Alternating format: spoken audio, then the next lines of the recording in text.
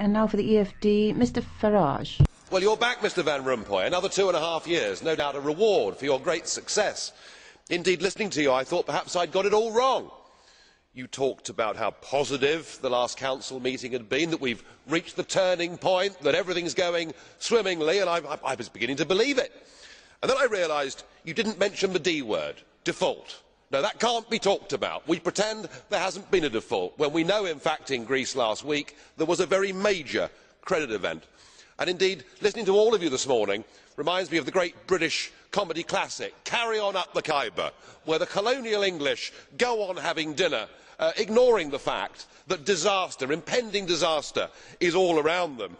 You are determined but delusional in this attempt to keep the euro propped up. And whilst you're enjoying your dinner, incoming shells are landing all around you. Youth unemployment in Greece went through 50% last week. That's fine, carry on, serve the main course. And you'll have seen yesterday that 110 German bondholders of Greek bonds are now going to take legal action against the banks and against the Greek government. But don't worry, chaps, carry on, everything is going to be fine. But perhaps the biggest bombshell is the German finance minister saying just yesterday nobody can exclude a third bailout. Pass the port, do enjoy the party. I mean, it's a farcical situation, and why is it happening? That's what people in Europe want to know. Why is this happening?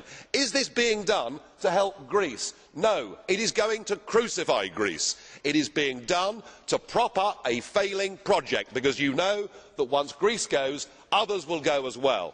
And some of the language, Mr Barroso, when leaders stand up and say that political moves are irreversible, history has one lesson. You are always, always going to be proved to be wrong. Vielen Dank. Das Wort hat... You mean they're going on with the dinner? Yes, Highness. Oh, no, this is ridiculous. What must one do to arouse these idiots? I do not know, Highness. A thing like that leaves them unmoved. But put the tea in the cup before the milk, and they go berserk. It is like their Sir Francis Drake finishing his... Chili, get me some more, Margot. This one's a bit off.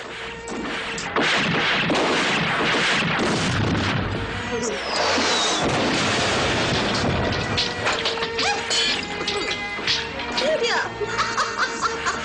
I see you've got a little plaster.